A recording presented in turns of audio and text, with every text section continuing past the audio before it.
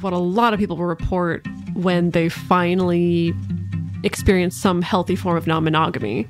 That for them, it is this very big, expansive experience of like, whoa, first of all, just the novel experience of maybe if this is your situation, like maybe being in a longer term relationship and dating at the same time and like seeing the different parts of yourself that come out there, or the experience of just being in relationship with multiple people and seeing the different aspects of yourself that get highlighted in different areas, that the self-expansion thing feels like it really rings true for a lot of non-monogamous folk. Welcome to the Multiamory podcast. I'm Jase. I'm Emily. And I'm Dedeker. We believe in looking to the future of relationships, not maintaining the status quo of the past. So whether you're monogamous, polyamorous, swinging, casually dating, or if you just do relationships differently, we see you and we're here for you.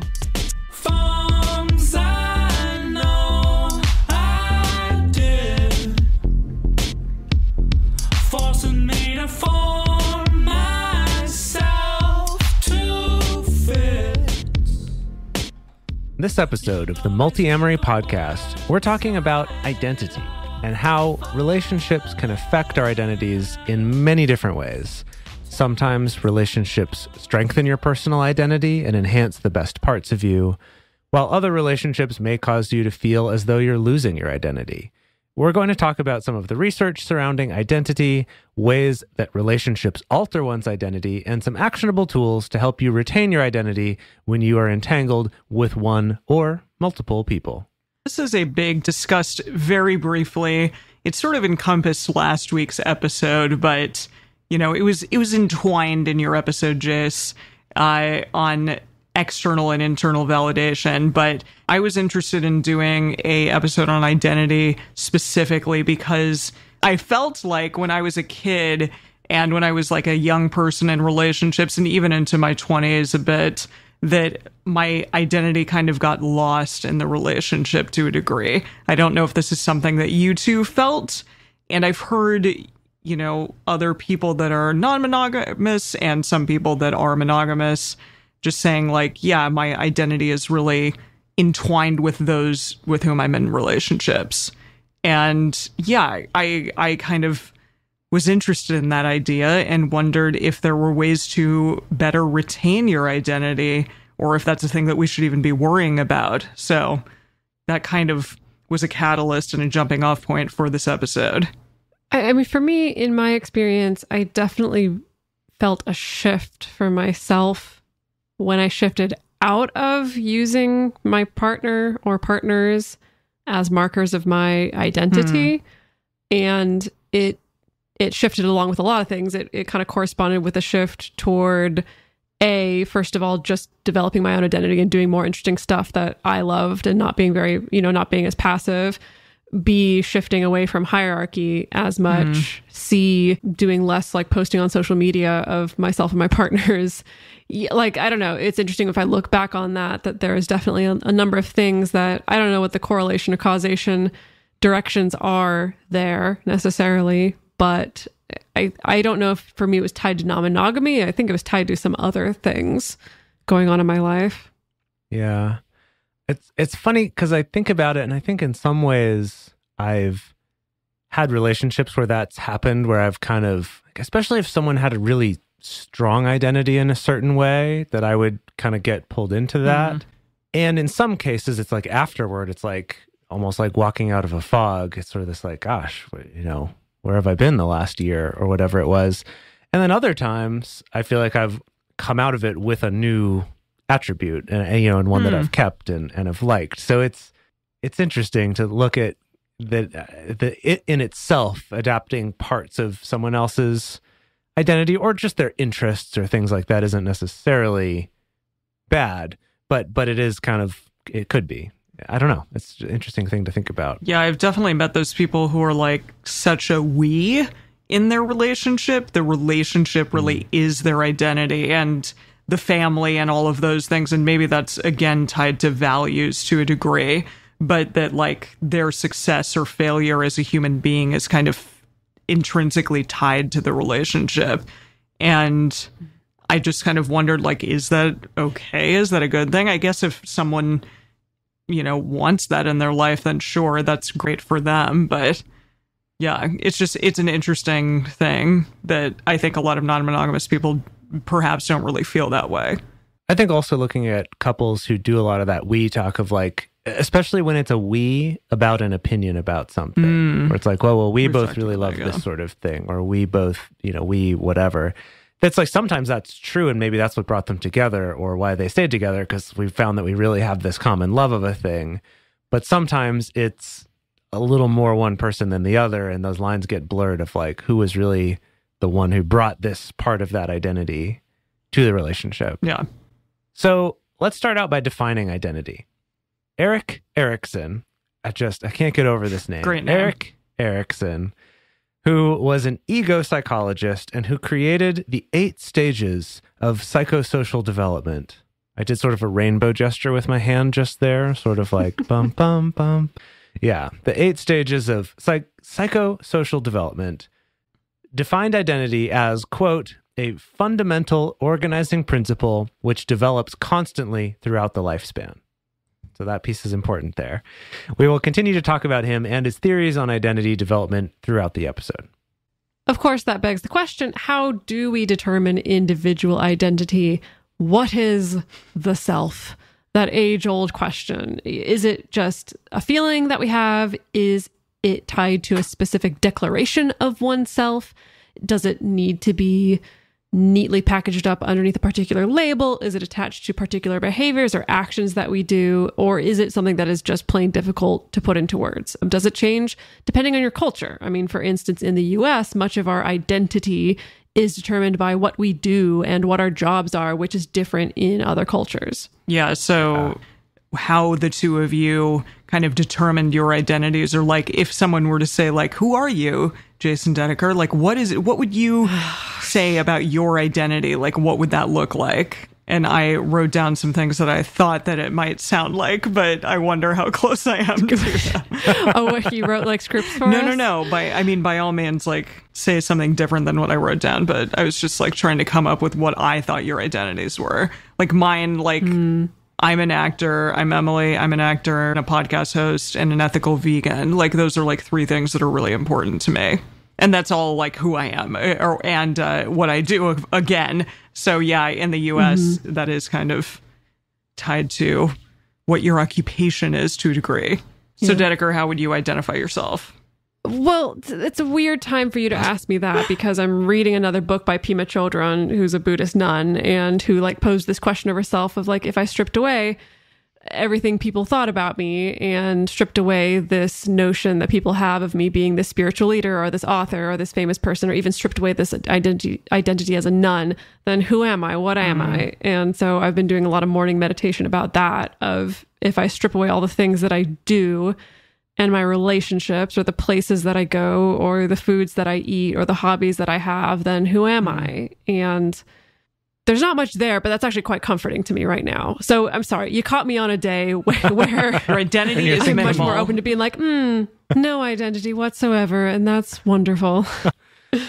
Well, I haven't been reading that book recently or ever.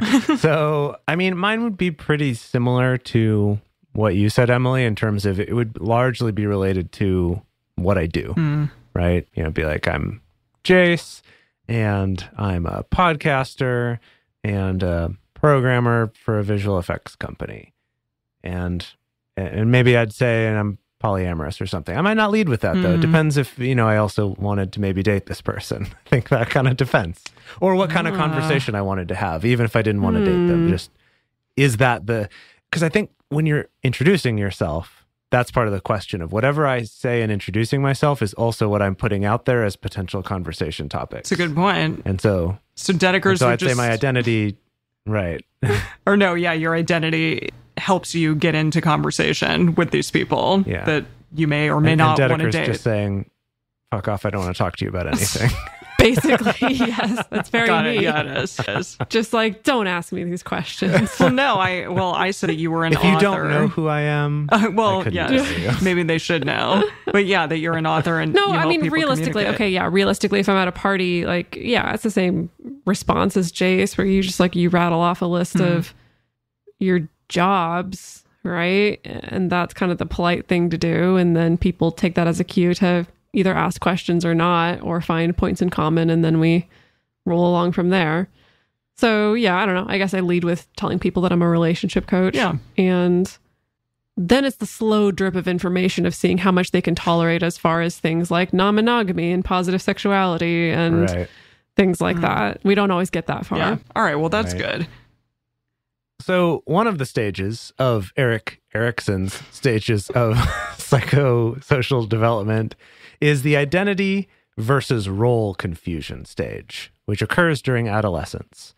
And the major event at this stage is the development of what he calls ego identity, which one article explained it as the conscious sense of self that we develop through social interaction, which is constantly changing due to new experiences and information we acquire in our daily interactions with others.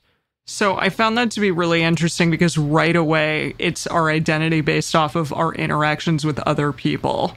Yeah. Not like the intrinsic internal identity about how we feel about ourselves, but rather, again, the external validation or feedback that we're getting from other people that kind of shapes our identity and who we become. It's like the stuff we talked about last week about the mirror, the looking glass self, of that this is kind of how we develop our sense of who we are as an individual, I guess, based on how we compare to others and also how we contrast with them. Like, that's how I know who I am, because of how I'm different and similar to you. Whoa. Totally. And Erikson believed that, of course, there's a lot of different things that influence a person's individual identity, and much of these things occur or are crystallized when we're moving specifically from adolescence to adulthood. And that includes things like a person's relationship to others and how those go, just a person's experiences day to day, a person's beliefs, a person's values, which we learned from the values episode can be heavily influenced by your parents and your family of origin. Could also be influenced by your memories, perhaps memories from your childhood, your family, past traumas, etc. Stages of psychosocial development is called identity versus role confusion. And so when an individual has a strong idea of their own personal identity, it does create a sense of self that helps an individual interact with the world in various ways. So again, this article from verywellmind.com, which talked a lot about Erikson's theories, it states that identity provides the following. First, self-sameness, a sense of continuity within the self and in interaction with others. Also uniqueness, kind of on the opposite end of that, a frame to differentiate between self and in interaction with others. And then psychosocial development, which are mental and physical health for adolescents. So all of these things, as Dedeker said, are kind of like crystallizing during this phase, which is really interesting. It's really interesting that it speaks to both sides of that same coin of identity, providing both the sense that I can gel with the people around me, but I'm also unique at the same time. So let's talk a little bit about the other side of that, the role confusion, the other side of this particular stage of psychological development. So, you know, when we're teenagers, identity usually comes from exploration of the self, our ability to try on many different types of identities. And of course, we see that a lot with younger kids. We've all been through it ourselves. We all went through various phases, I'm sure. Yeah. I know I certainly did. Yeah, like I had a horse phase, a figure skating phase, like... Your figure skating phase is still a phase. It's still That's here. True. Well, it waxed and waned, but yes, that absolutely also is kind of a part of my identity. But then, you know, I had an acting phase that like never left, sort of thing. And so, does it count as a phase then if it doesn't go away? Maybe not. Maybe not. It just like was a solidification of an identity, essentially. What about you, Jase? I also had a calligraphy phase. Yeah. Really? Pretty. Anytime we would have holiday dinners for several years, my mom would have me write all the like place cards, to put around the table for the grandparents and whoever. It's adorable. Oh yeah, I mean, I don't know. I mean, it's like the ones that I remember now are the ones that stuck around, and so I don't know if I would call them a phase, right? Like music. Well, yeah, was like you're a phase, but exactly. there wasn't a phase. That's something I kept doing, and I mean, well, here, okay, hold on. Here's maybe. If this is a little bit too vulnerable for the podcast, you don't have to disclose this. But if you think back to some of your earliest email addresses and earliest internet handles, what does that... You don't have to tell us what they are. I don't want to share I'll tell you what mine was. does that tell you anything about the phases that you were going through at that time and what identities you were trying on? Yeah, I thought mine was so freaking cool. Mine was An Actor's Nightmare 13 at AOL.com. Wow. Whoa. Yeah, like the play Actor's Nightmare. Got it. And like, I'm an actor's nightmare because like I'm gonna take your role from you or something. And then I really liked the number 13. I'm such a freaking ridiculous asinine person, but I definitely had a lot of fun with that one. How old were you when you landed on that one? I think I was like 12, 13, which also hence the number. Wow. Cool. Yeah. Cool. Also, I had my license plate for many years was actress. Right. With a Z. All right. Yeah. Okay. Yeah. What about you, Jase? Still on theme with something that's not just a phase, but maybe the way of expressing it was the phase. Perhaps. There you go. Yeah, like really out there, people. So my live journal, my name was Jase to bass. Because I was a bass player. Oh, cute. So I was a bass Oh, player. cute. That's That's cute. cute. Yeah. That's And I cute. also, my first website that I ever made on GeoCities when I was Wow. 12 or whatever was all about a character of mine That from base. a tabletop role-playing game. You know, it's all about like his world and stuff like that. Yeah, didn't your brother shared that he had an email address that I forget what the full handle was, but it was something Rouge, but it was because he was meaning to spell rogue. Right, and Actually, misspelled it, and then he just kept the it time. for a long time. Yeah. All of my early handles were often tied to the media that I was super into back then. Like? Very nerdy stuff, anime inspired stuff, or like Star Wars stuff, or stuff like that. I guess some of that hasn't changed, but Yeah. I was trying on some of that much more otaku-ish, much more nerdy role Right. when I was, preteen through teenager. Okay, that's Yeah. fascinating. That's stuff that I'm always curious to hear about from people. So we go through this phase of many phases, right? Of trying on all these different hats, trying on all these different ways of being. But however, people who can't or for some reason are unable to explore adequately in order to develop that strong sense of self, they will develop what Erikson called quote unquote role confusion, which is a general disorientation with respect to who you are in your place or your direction in life. This really echoes for me stuff that I've heard and can very much relate to of a lot of queer kids who never really got to explore specifically their queer identities or the queer versions of their identities when they were younger, which can lead to a lot of, I think, really wonderful journeys later on, but also sometimes a lot of disorientation and confusion as well, kind of missing out on this really important part of one's childhood and adolescence. Yeah, my cousin, his kids are exploring their, gender identity and sexuality and getting to, really truly explore that in a way that I have never personally seen young children get to do. And it's really awesome. And I feel like they're going to grow up in such a way that like they'll be able to fully express themselves very soon in life. And that's something that for myself, like I had never felt specifically like I was able to do that until much later in life. So that's really awesome. So then, after this phase of the role confusion and creating this sense of self, we move into the next of Erikson's stages of psychosocial development. And that's when we're developing our intimacy versus isolation. And this stage takes place now in early adulthood. So we've gone through our adolescent phase of phases, and now we're, from 19 to 40. So he identifies Wide range. pretty big. early adulthood is going pretty far. So we're all still in it. And he says that success during this stage will result in a person cultivating meaningful, loving relationships with other people, or conversely, to be left with weaker relationships and more feelings of isolation or loneliness.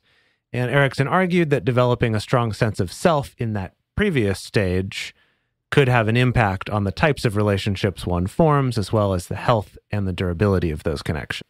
So something to remember is that, again, this is all just a psychosocial theory, but of course there are interesting things that we can still take from it in terms of learning about ourselves, learning about the ways in which we relate to ourselves and to others.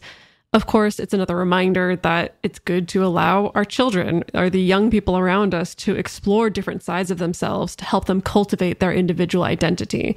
And also, if we ourselves were not able to explore our identities or experiment with our identities as much as we would have liked to when we were children, we shouldn't take this information as like it's set in stone, it's a death sentence, there's no going back and there's no fixing it because the ship has sailed. And actually, there's an article written by Gabriel Orenstein and Lindsay Lewis that was published by the National Center for Biotechnical Information. And they're commenting on Erikson's stages of psychosocial development. And I'm going to quote from this article. They say, "The sequential layout of Erikson's stages of psychosocial development might initially suggest that stage outcomes become fixed once the next stage is engaged.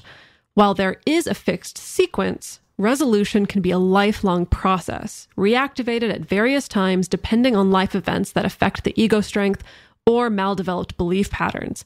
Thus, the developmental stages and formation of identity is an ever-evolving process as opposed to a rigid, concrete system."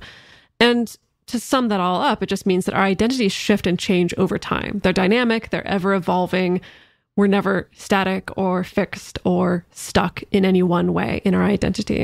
And I would imagine that a lot of people who are later in life than you are or than we are would tell you, like, yeah, I've been still a lot of different people during my life. And, you know, there's the classic story of the couple who's been married for 50 years or whatever. And you ask, you know, like, what's that like? And the answer is, oh, well, I've actually been married to 10 different people. I mean, they all happen to have the same name and live in the same body, but they all were very different people over the course of our life together. And I think that's true of ourselves too. Yeah. So we're going to take a quick break. We're going to be moving along to talk about how relationships affect our identities in both positive and negative ways. We're going to be talking about specifically how non-monogamy comes into play with all of this. But first, we're going to let you know about our sponsors for this week's episode and ways that you can support the show so that we can keep it coming for free. Alrighty, welcome back, everyone. So how do relationships affect our identity both in positive ways and in negative ways? Because regardless of how strong our sense of self, our sense of identity is, and how much we feel, all of those things are very intact. We still are going to be affected by the relationships that we have with other people, regardless of whether or not those are romantic relationships or familial relationships, friendships, just the person that you talk to on the side of the road. It's still going to affect you. Maybe not that one so much, but the intense relationships, absolutely. So, a 2014 paper by Brent Mattingly, Gary Lewandowski, and Kevin McIntyre, which is titled, "You Make Me a Better/Worse Person, a two-dimensional model of relationship self-change." Wow. Amazing. What a mouthful. Yeah. I read that initially as "You make me a better/worser person." Oh, worser person. Better, worser person. Even worser. No. Yeah. Oh. Yeah, even worser. No. So it argues that there are two ways relationships change our concept of self. The first way is the size of your concept can change. So it can either expand so that you develop new personality traits and make those traits that you already have more noticeable, or conversely, it can shrink your sense of self. It might also suppress some traits that your partner might not like about you. So this is kind of more talking about those romantic relationships. If you are living with a partner, or if you have someone that you're very romantically or, whatever entwined with, then you may either suppress or enlarge your sense of self. And then the second one is the valence of your self-concept can be altered as well, which this means the perception of positive or negative changes occur. So even if a negative event in a relationship occurs, it can still bring about a positive self-change or vice versa. So maybe you had a really rough time with a partner, but then out of that comes okay, I no longer smoke or something like that. Yeah, so a positive thing might occur even out of a negative event. Do you think that would, vice versa? Yeah, do you think that would apply to having just a really bad breakup or just a bad relationship in general? And as the result of that, you experience really nice post-traumatic self-growth or, positive changes within yourself as the result of leaving or getting through that bad relationship? Do you think that falls under this umbrella? I think absolutely, yeah. And it's interesting because this says you make me a better or worse person, but it doesn't necessarily discuss like staying within the relationship, because our relationships are going to change us whether or not we're in them or leave them. Right? Yeah. Like for better or for worse, potentially. Yeah, they could affect you in both cases, but differently. Yeah. Well, Toads. Well, Brent, Gary, and Kevin, you got something to write about in your next paper. So in addition to that, there are 4 types of self-concept changes that happen when we get closer to our partners and our lives get more entwined. So a lot of this comes from an article in Psychology Today called Ways Our Relationships Change Who We Are. It says right there on the cover. So of these 4 things, the first one is self-expansion. So that's new and positive information is added to our concept of self, kind of like the size of your concept that Emily talked about before from that other paper. This idea that your sense of self could expand. This might happen when we begin incorporating aspects of our partner's personality into our own, or through novel experiences and exciting activities. Just today, my mom and I went through a Taco Bell drive-through earlier, and I had to go to the bank. We had to go to the bank, and we went to the Taco Bell drive-through, and I got the hottest of the hot sauces to put on mine. And oh my gosh, did you give her some? She commented at one point, and she was just like, "It's so funny to me that you ended up really liking spicy things, because no one else in my family really does, and I certainly didn't when I was younger." And I thought about it, and I was like, it's when I was with one particular partner who really liked spicy stuff that I kind of learned to like it and have still loved it since then. So I was like, that's an example of this, self-expansion. Well, this reminds me a lot of what a lot of people will report when they finally experience some healthy form of non-monogamy.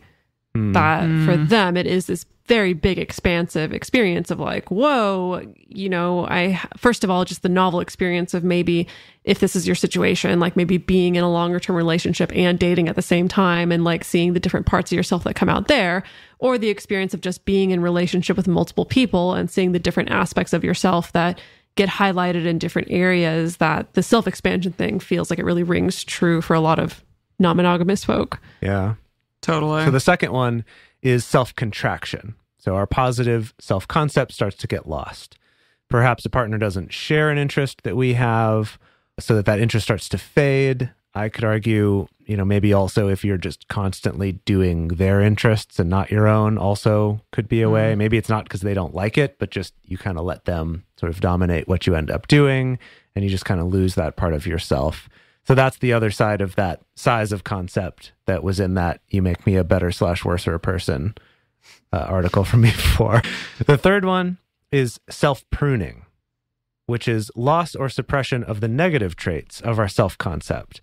So this actually improves our own self-concept by reducing, right? By getting rid of the things that we see as negative. So maybe in a particular relationship, we learn more about how to eat healthily, or to learn, how to engage in more productive activities and let go of some of the more destructive or addictive behaviors we had before, or, kicking an unhealthy habit, like maybe quitting smoking because your partner hates it, or something like that. So there's the self-expansion, which is increasing positive, self-contraction, which is losing some of the positive traits, self-pruning, which is losing negative traits, and then lastly, self-adulteration, which is adding negative traits to our self-concept. And this can happen due to criticism coming from a partner, feelings of anger or resentment in a relationship that might lead us to kind of pick up more negative traits. Kind of as a callback to last week, maybe in our trying to cope with those things, we develop some negative antisocial traits as a way of kind of defending ourselves against external criticism, things like that. Or maybe you start smoking because you date someone who does. Yeah. Oh gosh. I was going to say that. Seen that one happen before. Yep. Yes. So the same authors also conducted 2 studies that looked at connections between a change in self and relationship satisfaction. So their paper, which is titled When we changes me, the two-dimensional model of relational self-change and relationship outcomes. There are some really interesting findings. Two-dimensional. Yeah, they love two-dimensional things. Well, yeah, they love like the quippy opening colon and then like telling it's hot. what the Yeah. actual paper is. Very, very hot. So in their first study, they looked at 55 adults in romantic relationships. So relatively small-ish sample size. 69% of them were married. Nice. Okay. And the participants completed questionnaires that asked questions about their concept of self and their relationship. And they took these questionnaires at 2 points in time, 6 weeks in between.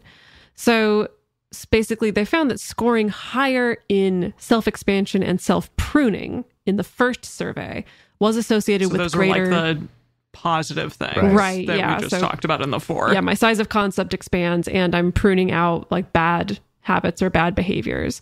So the people who reported that in the first survey, that was associated with greater relationship satisfaction when they took the survey again 6 weeks later.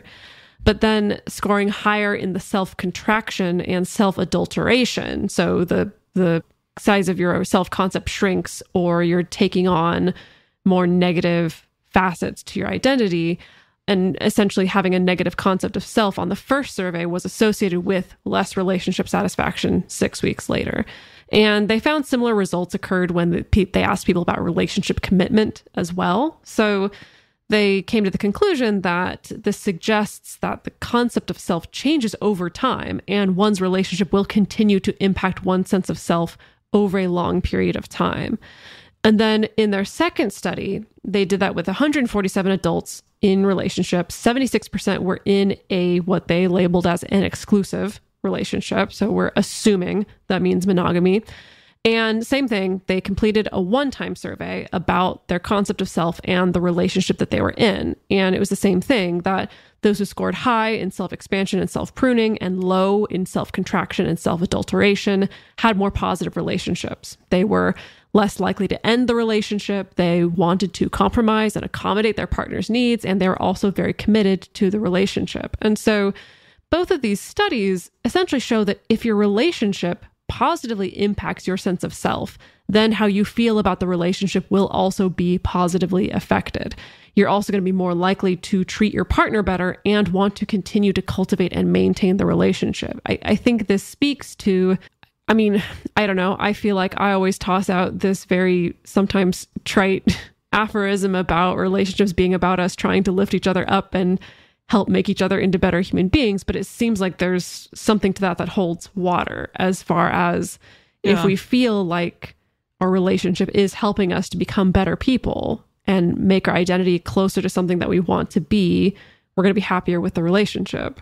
It's science. Agree, absolutely. It's there. It's Science, done. Yeah. Next time you whip out that aphorism, Dedeker, you pause for a moment, then you go, "It's science," and then people will be like, "Oh, yeah, I guess I should Beautiful. take it serious."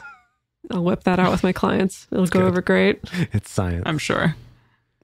So something that we're going to talk a little bit more about in the bonus episode is this concept called human giver syndrome, which is essentially the fact that women and people with marginalized identities are more likely to be givers in relationships versus takers in relationships.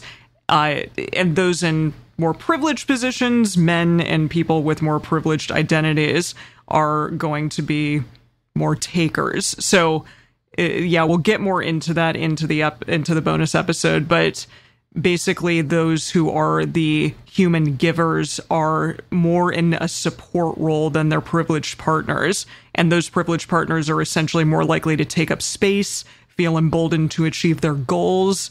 They'll expect, a very much giver role from their partners, that they are there to support them and to lift them up in various ways. So this is just something I wanted to throw out there, because if you are, in a privileged position in a variety of ways in your own personal identity, then definitely maybe take a look at this in your own relationship and work towards minimizing oppression and patriarchy and all of that stuff in your own relationships. Yeah, so that seems to suggest that also the identity that you already have before entering the relationship can also influence the role that you end up taking on in the relationship. Absolutely. Yeah, something to be aware of, even before we cultivate our own identities. We simply like have an identity by being who we are when we come out of the womb. It also makes me think about from last week when we were talking about one of the ways of coping with, a fear of abandonment or not being loved is to become a people pleaser. And I think this one is interesting to look at it in this concept then of like, if you're minimizing yourself and, getting rid of positive traits and sort of not expressing yourself for the sake of your partner, that not only is that you're just losing your sense of self, but also, according to this research, being less likely to be happy in the relationship and less likely to stay in it. So you're also kind of, even though you might think you're doing it to sort of serve this relationship, it might actually not be. It might actually be leading to its downfall. And similar to what Emily was saying is to be aware if you're on the other side of that, not only might your partner not be aware that they're having that tendency, but you're also probably not aware of like Emily said, how much space you take up or how much more dominant your preferences might be, that to you that might just seem like, oh, if my partner's just going along with this, they must just like these things too, or they must want that. And to kind of be aware of that and have more intentional conversations and be more aware of trying to make that more equal, because again, that will help the satisfaction of your relationship and potentially help it to last. Just relationships can cause a person to lose themselves, but on the flip side, they can cause lasting and healthy change in a person's identity and on their life. So I was super curious as well to explore whether or not non-monogamy would allow an individual to sort of maintain their personal identity more than if they were in a monogamous relationship. I didn't know if there was anything out there regarding this, and so we looked some stuff up. But before we get to that, I kind of have a question for the two of you. That do you feel as though you two have been able to maintain your personal identity more now that you're engaged in polyamory than when you were in monogamous relationships? Overall, I would say yes. I think it's varied by relationship, but overall, I would say the trend would be yes. For some reason, the question that comes to mind for me is, at any point in time, if I were to go on a first date, if I was going to go into the dating market and market myself as an interesting, cool, fun person, do I feel like I have my own personal identity? Yeah, then yes. Yeah, I would say so. I don't know. But then again, like, I don't know. I think a lot about people in much more traditional heterosexual monogamous relationships where I think that sometimes we lose a sense of needing to necessarily be interesting, I guess, if that makes sense. Once we're in the relationship. Yes. Yeah. Of needing to pursue our own hobbies, our own interests, or even our own friendships or our own support systems outside of the relationship. And I think that those are things that when we lose those things, those do start to foster sometimes a lost sense of identity. And so I can at least appreciate that in my experience in non-monogamous relationships, it's felt a little bit easier to grasp those things, to grasp kind of doing my own thing or having my own friends, having other partners, having other support networks. Do I think that it's only polyamory that's led to that? Not necessarily, but I think that, like we were saying earlier, I do think that there's a certain subset of non-monogamous values, like let's say independence and autonomy, that I think fosters and encourages people to not just get stuck in the couple identity. Yeah, well, we're about to talk about that with some research. Yeah, so we couldn't find any empirical studies on the maintenance of independence within non-monogamous relationships or the maintenance of identity independence, but we did find an academic paper called Investigation of Consensually Non-Monogamous Relationships, Theories, Methods, and New Directions. And this was done by Terry Conley, Jess Matlack, Amy Moores, and Ali Ziegler. And the paper suggested that personal independence and fulfillment of personal needs distinguishes polyamorous relationships from monogamous ones, but they also clarified that this needs further research. This is back in 2017. And they cite clinical psychologist and author Deborah Anapol, and she says, quote, polyamorous relationships tend to put more emphasis on allowing for individual autonomy, and if it's important to you to maintain a sense of yourself as an individual, in addition to any group or couple identity you might adopt, polyamory could be right for you. Yeah, and I think that does seem to track with what we've experienced ourselves, and I feel like I have seen that in other people as well. I think especially if you are someone who tends to let your identity get subsumed by your partner, that maybe, especially in that case, that it just kind of helps open that up and keeps you thinking a little bit more about how interesting you are and kind of what you're doing yourself as well, instead of just how you relate to that one person. We also have an article called Monogamy, Non-Monogamy, and Identity by Christine Overall. This was from the journal Hypatia, which is a peer-reviewed feminist philosophy journal that was started in the 80s. And first, a quick caveat, this is an older piece, and it feels like an older piece when you read it. It's, even though it's in a peer-reviewed feminist philosophy journal, it's still super heteronormative. And even though it talks about lesbian relationships, it still relies very heavily on male-female gender binary as a conceptual framework that everything's based on top of.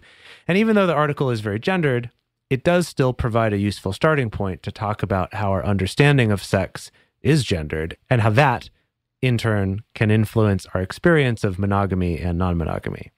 So it examines the construction of the female self in Western society and argues that this self is largely constructed in relation to its sexual partners, unlike the male self, which is kind of built and identified around itself, rather than just in relation to the sexual partners. And that this is largely the result of patriarchy. And, Emily started touching on this earlier when she was talking about the human giver syndrome. It very much seems related to that. Yeah, so a quote from the article is, "Women, I suggest, are generally expected to incorporate the sexual partner into their own identity. The social construction of women to encompass those with whom they are sexual is reinforced for heterosexual women by the definition of the heterosexual couple as the building block of the culture."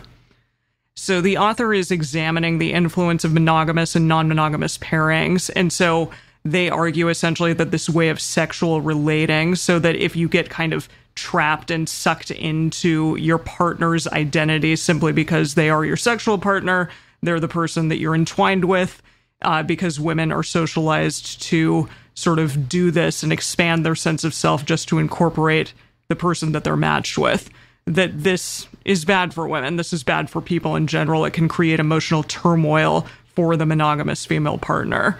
But this author essentially says that the solution is not to adapt a more masculine or individualist sense of self, because that can result in a loss of intimacy, but rather the solution overall seems to align pretty closely with things like relationship anarchy, which is just to focus on other people, focus on your friends, focus on building relationships outside of that one main, sexual relationship that you may have. So include non-sexual relationships in your identity. Make sure that they are equally intimate and critical to your sense of self. So just invest in your friends. Mm-hmm. And it's cool. I mean, this essentially provides a concrete solution to this construct of femininity in the West. And we talk about non-monogamy in this way, that it gives us like more room to love, and we can love just more than one person. And we can consider things like non-sexual relationships and non-romantic love as part of the development of our sense of self. So even though she does it in this fairly gendered way, I appreciate the fact that she does get into talking about how important it is to invest in your friends and invest in those relationships that aren't just your romantic partner.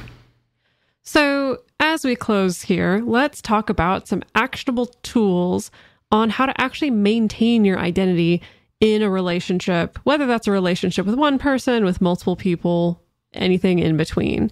So we pulled some resources from an article entitled 5 Ways to Ensure You Maintain Your Identity in a Relationship. And that includes a lot of stuff that we've already covered in the episode. Things like continue to see the friends that you had before your relationship. This is so important. We've talked on the show so many times about losing friends, essentially, once they're in a committed exclusive relationship, or once they get married, that they just disappear and never to be heard from again. It includes things like pursue the personal projects that define you or that excite you.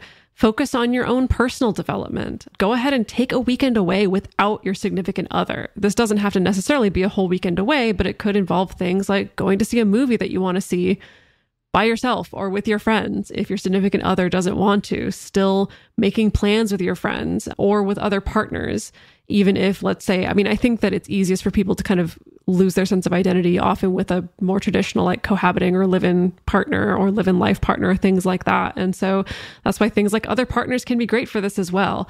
And lastly, don't feel guilty about saying no, whether that's no to a hobby, no to a particular activity, no to something that your partner likes, but that you don't like. It's okay. Being able to say no is what helps you preserve your identity as well. I think a part of that saying no, and this is just something that's kind of been on my mind about some other people that I care about and some conversations I've been having, is being able to say no because you don't want to. And that's to just be like, no, I'd rather not. Like, you should totally do that. That sounds great. I just don't want to go watch that movie, or I don't want to go do that activity, versus the sort of, well, okay, I heard I should say no to these things. So it's like, oh no, I've got a lot of stuff to do, or, oh, I'm supposed to call so-and-so, like having to come up with an excuse. That I think part of the benefit of being able to say no and communicate that in a compassionate way to your partner, and, that it gives them practice learning how to accept your no as well, but is that it's also a way for them to get to understand you better and to have more of that compromise and sort of give them the tools to help you not lose yourself as well. And if they're not willing to support that, then we've got bigger things to look at in this relationship.